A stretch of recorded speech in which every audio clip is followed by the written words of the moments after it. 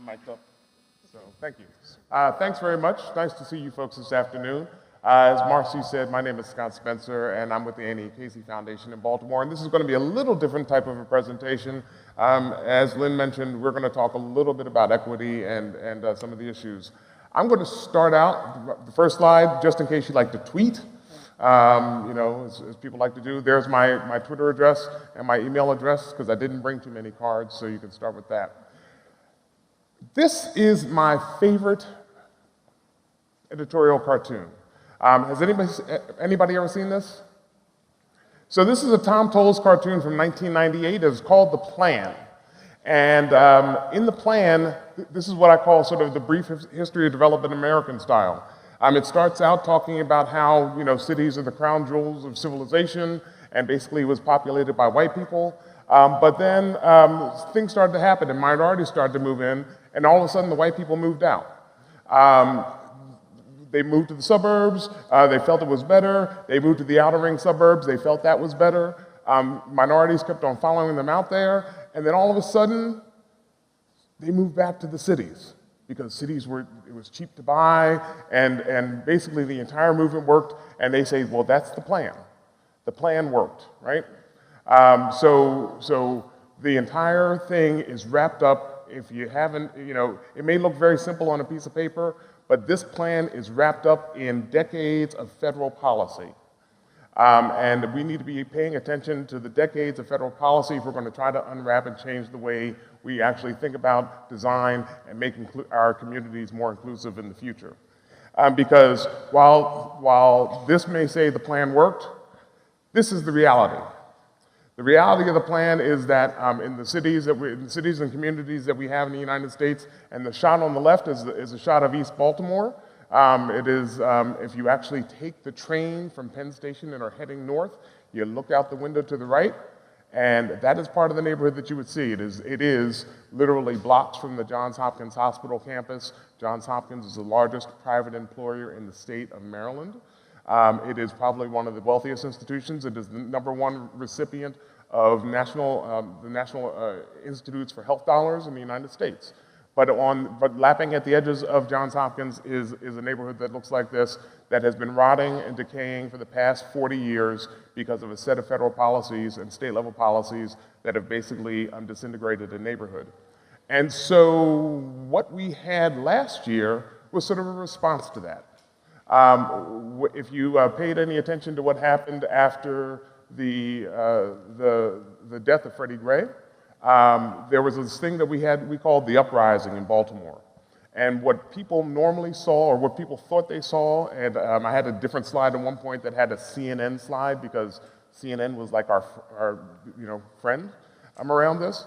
But what people thought they saw was a bunch of angry people generating a bunch of unrest because of the death of a 25-year-old African-American man who happened to be lead poisoned at birth, lived in the lead poisoned household.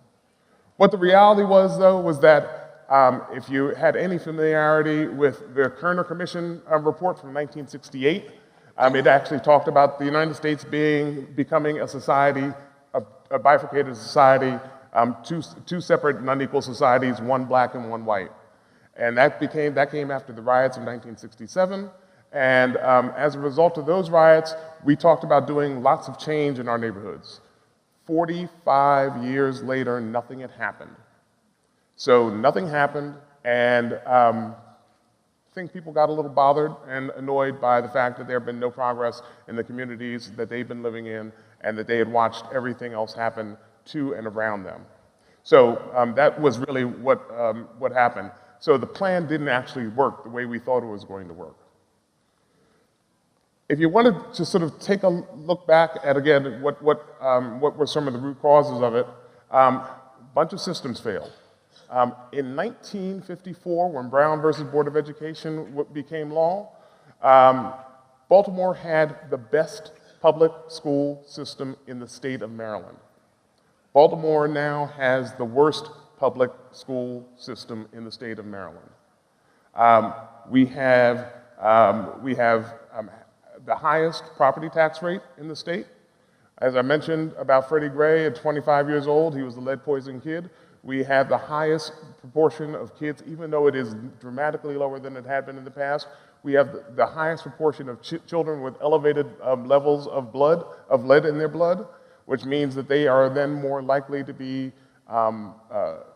they have cognitive learning issues, they are more likely to be participants or committing crimes in the United States. So as we are sitting here in Detroit and we think about 75 miles north of here in Flint, Michigan, just think about what a generation of children are going to be like in Flint, Michigan as a result of having drunk water or had their parents drink water while they were being birthed. But that's one thing. There were systems failures that actually took place here, and there was also a pattern of structural racism. If I gave you one homework assignment, and because I forgot to put a slide in here, it would be to go and look at the redlining maps in your city.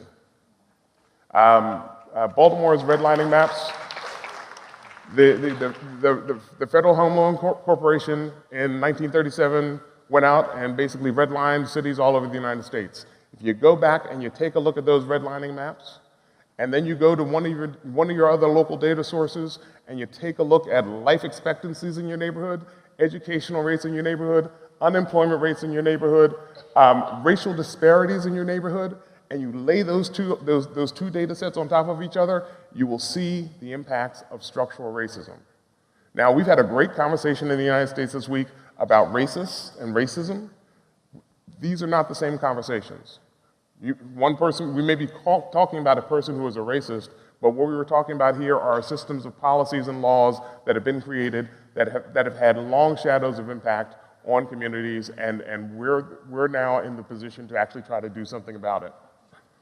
The second thing is we often will talk about things in code. This second slide really points out, depends on who you are, what you look like. If you remember the pictures from New Orleans after Katrina, there were people who looked like they were looting, and then there were people who looked like they were struggling to get food. You were looting if you were black, you were struggling to get food if you were white.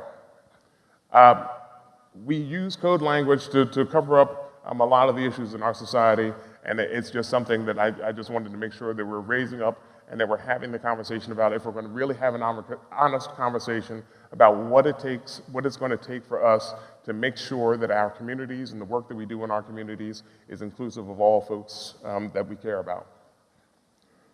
So this is good, it actually shows it pretty well. So I wanted to give you one little slide about, or an example from Baltimore. And it could be Detroit, except the African-American percentages would be higher in Detroit. But Baltimore has a population of about 620,000 people, about 64% of them are African-American. I'm going to pull out just a couple of the points. Per capita income, if you're an African-American in Baltimore, is about $13,000 compared to $25,000 for a white American, for a white person. That's Baltimore City. If you go further out into the region, the median income in the region is about $74,000. If you go to Howard County, and since we're talking in a planning group, I'll give you, if you don't know where Howard County is, Columbia, Maryland is in Howard County. Howard County has a median income of about $108,000. $13,000 in Baltimore City if you're an African American, $108,000 in Howard County, and predominantly white American. The other one I want to point out is that while 20% of the businesses in Baltimore City are classified as African American, they only account for about 1% of the total sales for Baltimore City residents. 64% of the population, 28% of the businesses, 1% of the sales receipts. And so we should be wondering why the income rates are the way they are. And then at the last bullet here, why most of the homicides are by black residents. Homicide does not occur just because you're angry at someone. Homicide usually occurs because it's a desperate situation. And desperation creates crime, and crime usually creates homicides.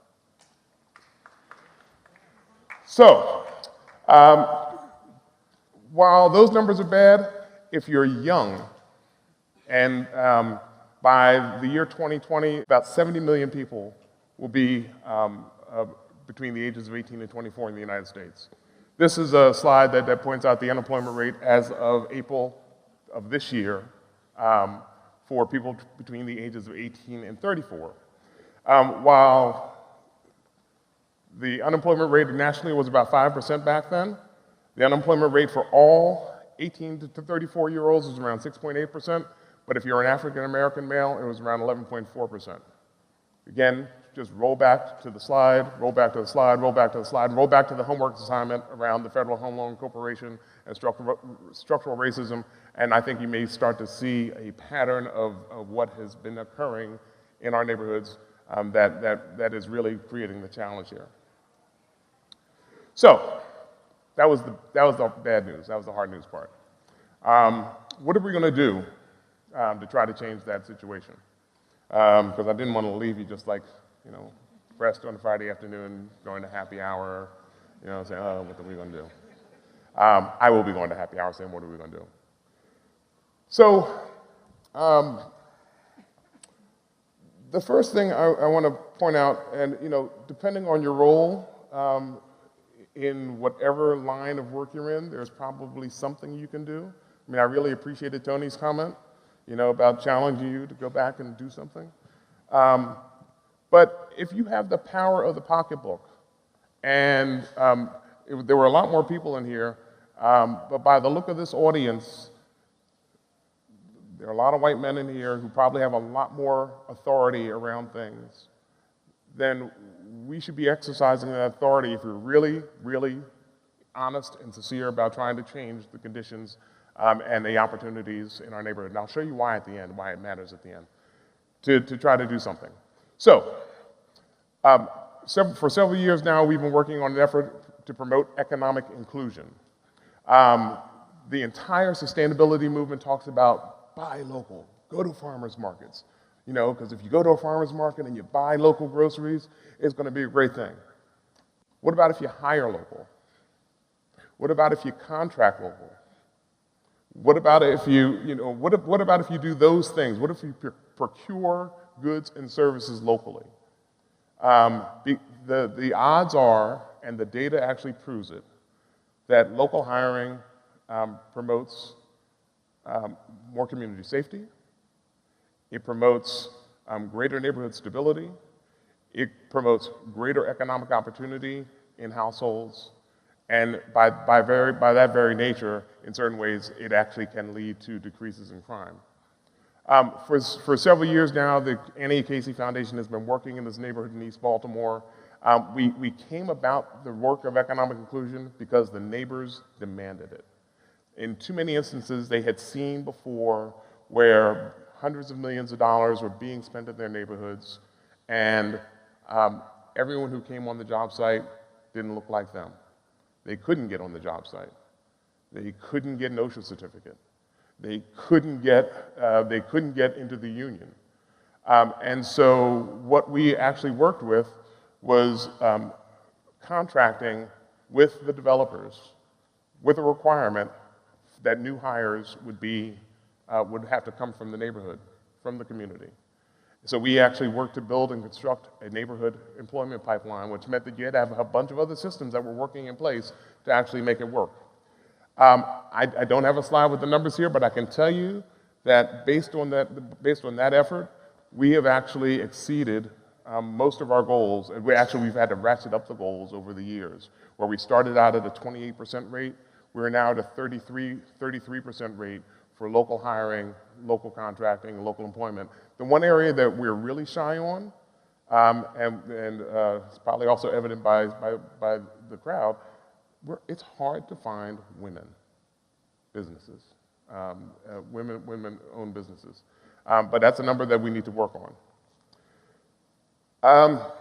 Another area of policies and practices that we should really be promoting, and I probably have this in back order, but I really get tired when we celebrate that we did mixed-use development.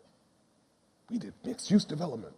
We got stores on the lower level, we got an anttailer downstairs, And we have luxury apartments upstairs. What's the difference between luxury and ultra luxury, by the way? But what we don't have is mixed income housing. We don't have enough mixed income development. We have policies that actually discourage mixed income development. We have neighbors who are worried about mixed income development. But everything that we know says that when you have mixed income communities, everyone fares better.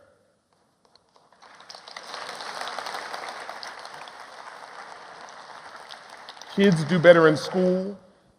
There is much more cultural tolerance and engagement between incomes, races, sexes. Everything says it works better. So why don't we do it? I mean, what is our biggest fear in trying to promote mixed income development? We've been working to try to figure out how to work with developers so that it pencils out better. But we really should be, I mean, the cost of doing it right versus the cost of not doing it right, again, if you pencil things out somewhere down the road, you're paying for it one way or the other. So we should just we should, in certain ways, stop the foolishness and really try to urge ourselves to think a little harder, work a little harder to really make mixed income and mixed use development possible. So that's what that was all about. One other thing I'd like to talk about is, I mean, this is a slide about a neighborhood just north of the Hopkins campus in East Baltimore. It's called the Burglaries neighborhood, and there's a group called Humanum.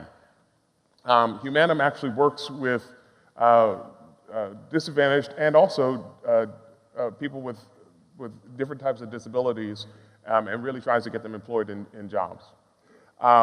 When they started doing their development work, they actually moved from Columbia, 108,000 median income, into East Baltimore, 13,000 median income, because that's where the work was, that's where the people were.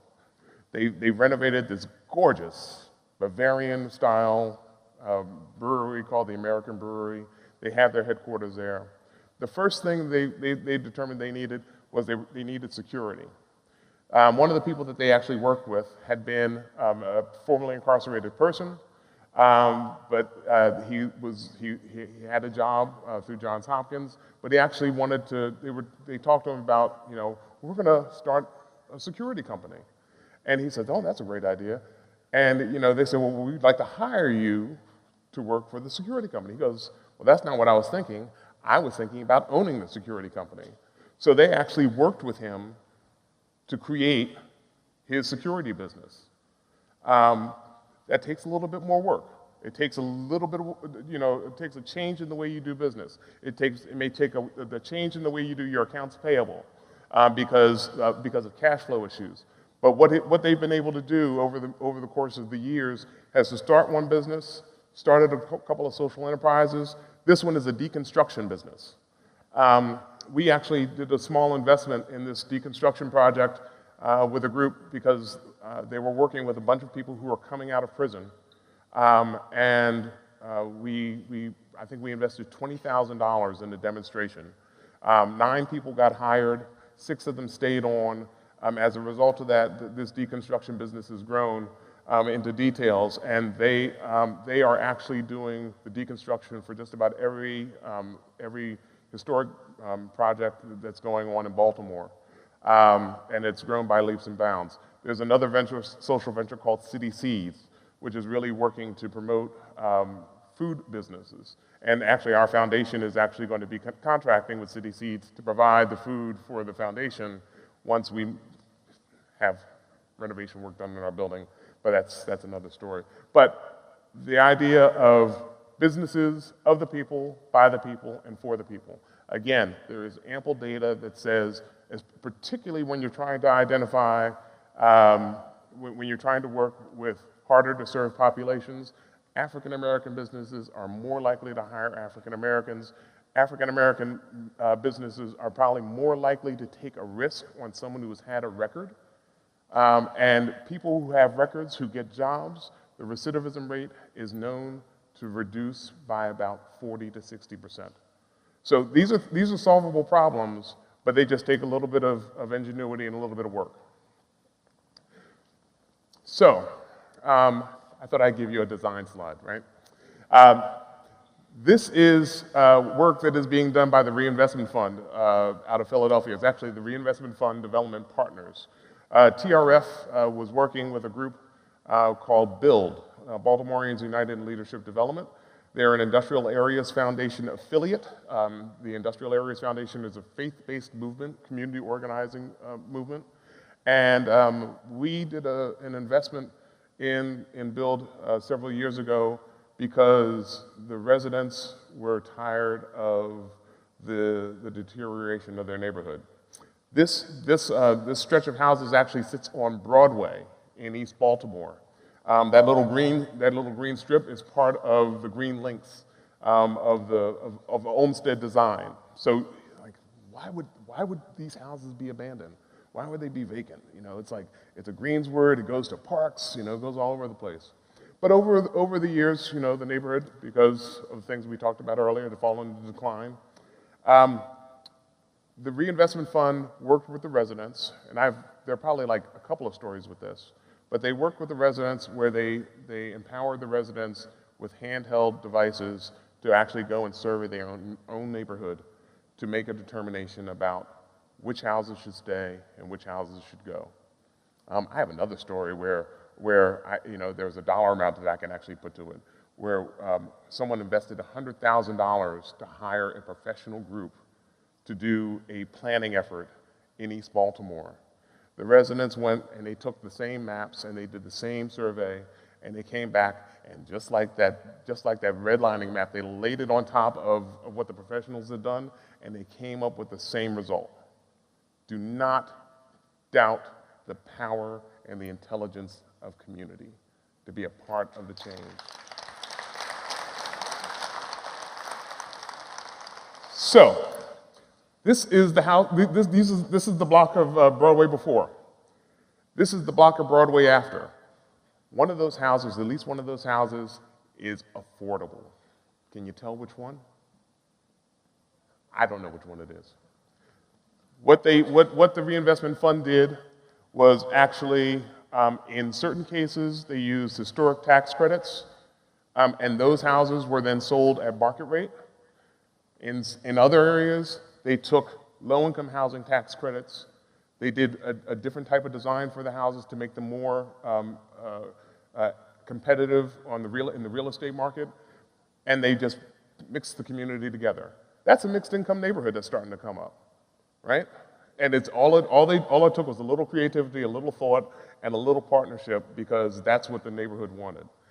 There are houses that are in this neighborhood that sell for $139,000. There are houses in this neighborhood that sell for $280,000. One of the things that the Reinvestment Fund and the Development Partnership was really committed to was they wanted gentrification. And we can have a whole conversation about this. They wanted gentrification. They wanted to have a market. They wanted to have a solid market floor. They didn't want displacement. And there's a whole lot of work that goes on behind that. And so, come back or maybe I'll come back in 10 years, and we can, talk about the story and how successful it is.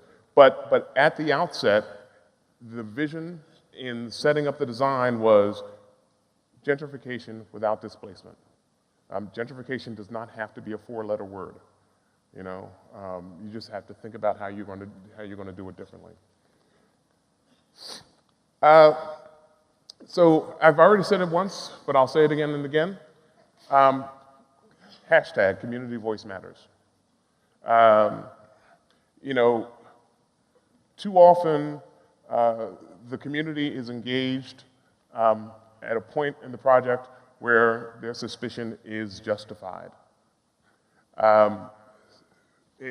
We had done some work years ago with Urban Strategies Group in the neighborhood called State Center. It's a big state office complex in Baltimore. And Urban Strategies came in with sort of a blank piece of paper. Sometimes a blank piece of paper can be really distracting too. But they came in with a blank piece of paper and essentially asked the community, what do you want? Suspicion. You know, oh, we've seen this before. We've seen this before. But once you got beyond the issue that the integrity of Urban Strategies Group was really around trying to get the community voice and input, the community jumped in. The community actually viewed themselves as stakeholders.